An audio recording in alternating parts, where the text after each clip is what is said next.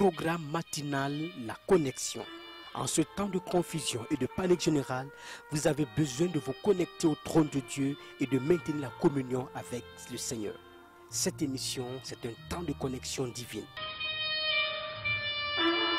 Gloire à Dieu, que c'est merveilleux pour les enfants de Dieu de demeurer ensemble. Nous voulons baisser la tête pour la prière en ce moment. Éternel notre Dieu, merci pour cette opportunité encore que nous avons pour nous approcher de toi. Ta parole est l'autorité finale du croyant et nous te rendons toute la gloire pour tout ce que tu fais. Conduis-nous pendant ces courts moments. Que toute la gloire te revienne. Au nom de Jésus, nous avons prié. Amen. Je vous souhaite la bienvenue dans sa sainte présence et nous sommes très heureux de savoir que vous êtes là. Et aujourd'hui, comme vous le savez, nous sommes à notre série numéro 6 qui va nous parler ou qui nous parle déjà de la mission conférée aux croyants et également la puissance nécessaire pour la mission. Alors nous considérons notre étude numéro 3 qui nous parle de la complexité de la mission et la nécessité d'une puissance surnaturelle. Pourquoi cela est nécessaire?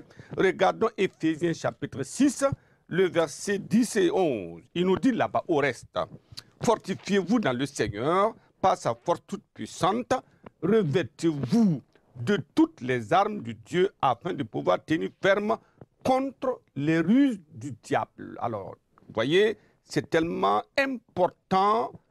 Fortifiez-vous dans le Seigneur par sa force toute puissante. Parce que nous avons un ennemi, le diable, et lui, il a des ruses.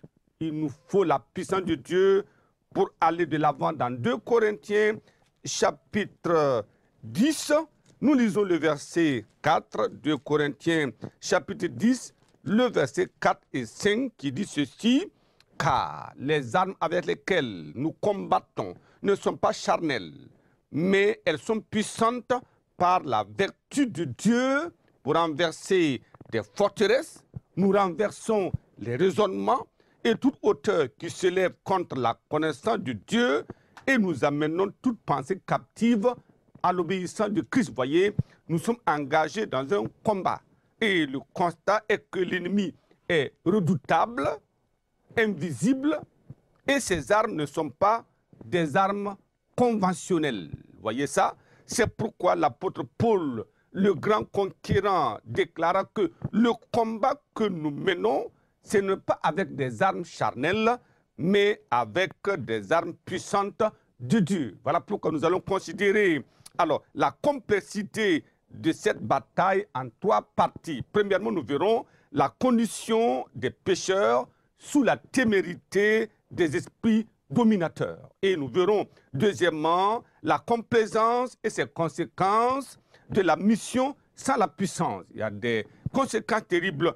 Troisièmement, nous allons voir la commission et la promesse de la puissance surnaturelle. Et comme nous progressons, nous prions que nous puissions entrer dans la pleine bénédiction des grâces de Dieu au nom de Jésus. Première partie, la condition des pécheurs sous la témérité des esprits dominateurs. C'est important que les croyants le sachent et également les non-croyants le sachent que nous sommes dans un monde contrôlé. Alors, voyez pourquoi avons-nous parlé dans notre précédente étude du chaos mondial? Pourquoi nous avons parlé de cela?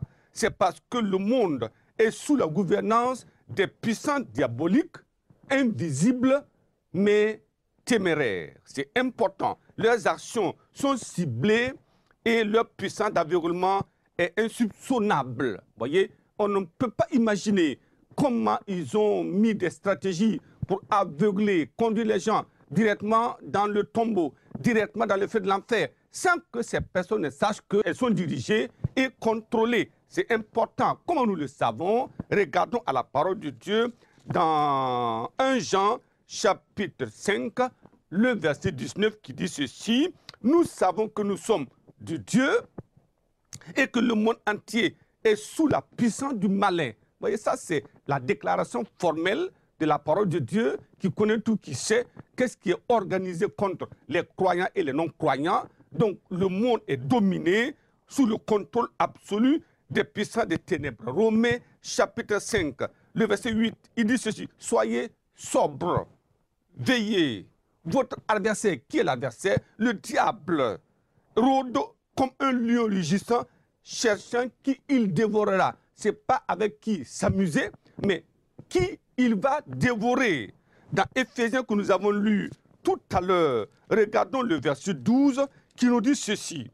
Car nous n'avons pas à lutter contre la chair et le sang, oui, mais contre les dominations, contre les autorités, contre les princes de la puissance de ce monde des ténèbres, contre les esprits méchants dans les lieux célestes. Voyez la catégorie d'adversaires, d'ennemis avec lesquels nous menons le combat. Donc vous voyez que c'est tellement terrible. Alors les hommes sont sous le contrôle absolu de ces puissants des ténèbres qui les tiennent dans une position d'esclavage, de soumission sauvage, afin qu'ils ne puissent pas voir briller la splendeur de l'évangile, ni le goût de la beauté du ciel, et les entraîner comme ça, les yeux fermés, vers le tourment éternel. Je prie que la puissance de Dieu vienne maintenant et que les écailles tombent des yeux et que nous puissions voir le danger d'être conduits par ces puissants des ténèbres pour courir à la croix. Et que nous courons, alors la grâce de Dieu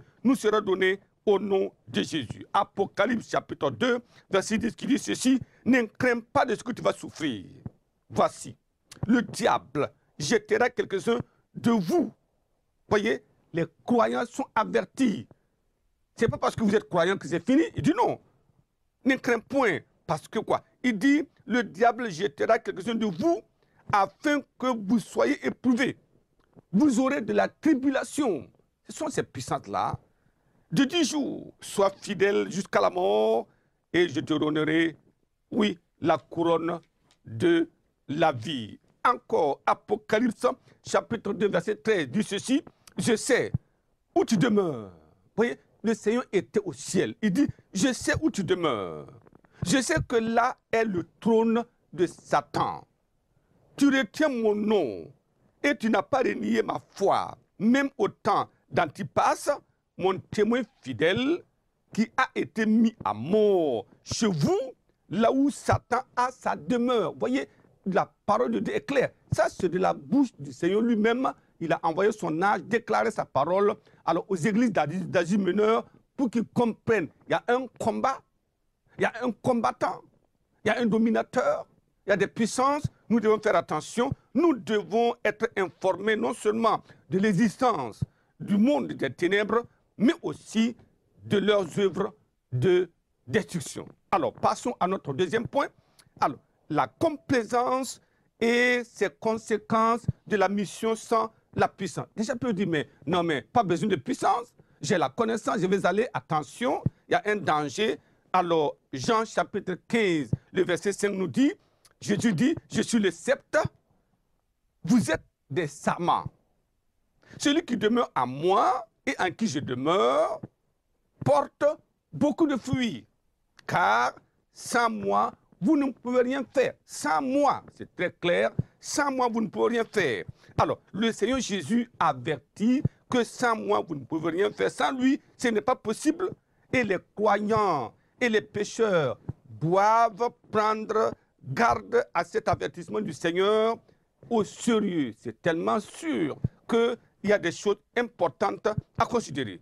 Aucun croyant ne peut s'aventurer dans le cas de Satan, prétendant sauver les pécheurs qui sont sous le contrôle des forces du mal, sans être revêtus de la puissance de Dieu. Ce n'est pas possible. Les complaisants la prendront à leur dépens. Juge, quand vous lisez Juge, chapitre 16, le verset 19, qui dit ceci, elle l'endormit sur ses genoux et ayant appelé un homme, elle rasa les 7 tresses de la tête de Samson et commença ainsi à le dompter.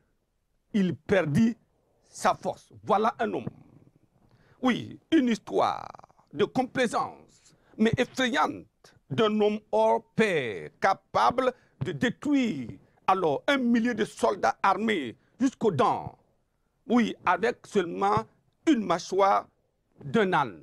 Mais que s'est-il passé? Comment il s'est laissé entraîner dans la complaisance? Delilah l'a trompé, il a rasé ses têtes. Donc, si vous perdez la puissance de Dieu, vous n'êtes plus digne du ministère. Regardez Juge, chapitre 16, le verset 20. Elle dit alors, les Philistins sont sur toi, Samson. Et il se réveilla de son sommeil et dit, je m'en tirerai comme les autres fois et je me dégagerai. Voyez, il ne savait pas que l'Éternel s'était retiré de lui. Plus de puissance, plus de grâce, plus rien du tout. Les Philistins le saisirent et lui crevaient les yeux et le firent descendre à Gaza et ils le lièrent avec une chaîne d'airain et ils tournaient la meule dans la prison. Voyez la fin triste, c'est une catastrophe de provoquer le courroux de Satan sans la puissance de Dieu. Troisième partie, la commission et la promesse de la puissance surnaturelle. Dieu sait, Jésus sait, qu'il nous envoie là où il y a le trône de Satan. Il nous envoie là où il y a la synagogue de Satan. Il sait que là sont les puissants des ténèbres, les esprits méchants dans les lieux célestes. Voilà pourquoi il a dit dans Matthieu. Regardons Matthieu, chapitre 28, le verset 18. Il dit, Jésus étant approché, leur parla ainsi, tout pouvoir m'a été donné dans le ciel et sur la terre. C'est quoi? Il dit, mais moi je suis avec vous. Tout pouvoir m'a été donné, que je sois dans le ciel, que je sois sur la terre, j'ai le pouvoir. Voilà pourquoi il dit maintenant, allez, faites de toutes les nations des disciples, les baptisant au nom du Père, du Fils et du Saint-Esprit. Gloire à Dieu. Donc il veut dire que maintenant, je vous dote de la puissance que j'ai, l'autorité que j'ai, afin que vous alliez pour porter des fruits. Luc, chapitre 10, le verset 19, avant même qu'il ne monte, ça c'était déjà un avant-goût de la puissance à envoyer après son enlèvement. Il dit, alors, Luc chapitre 10, verset 19, voici, je vous ai donné le pouvoir de marcher sur les serpents, hein, et sur les scorpions, et sur toute la puissance de l'ennemi, et rien ne pourra vous nuire. Gloire à Dieu, rien ne pourra vous nuire. Je vous ai donné. Il nous faut l'autorité conférée. C'est tellement important parce que nous allons marcher sur la puissance du diable et il n'y a aucun problème parce que nous sommes revêtus de la puissance de Dieu. Actes des apôtres, chapitre 1, le verset 8. Maintenant, il dit la promesse. Il dit, mais vous recevrez une puissance, le Saint-Esprit survenant sur vous, et vous serez mes témoins à Jérusalem, dans toute la Judée et dans la Samarie, et jusqu'aux extrémités de la terre. Gloire à Dieu. Est-ce que nous sommes prêts pour la puissance? Fermons les yeux maintenant pour la prière. Éternel notre Dieu, nous comprenons la complexité de cette mission. Nous savons les ennemis dans les champs de la moisson. Et le diable et ses puissances ténébreuses sont là pour bloquer, empêcher. Oh, je prie que comme nous allons et que nous implorons ta grâce, Seigneur, que la puissance de Dieu soit donnée à tes enfants que nous sommes. Nous irons pour faire des razzias dans le camp de Satan et délivrer les pécheurs au nom de Jésus. Père, merci pour la réponse. Au nom puissant de Jésus, nous avons prié. Amen. Amen. Que le Seigneur vous bénisse abondamment et à la prochaine.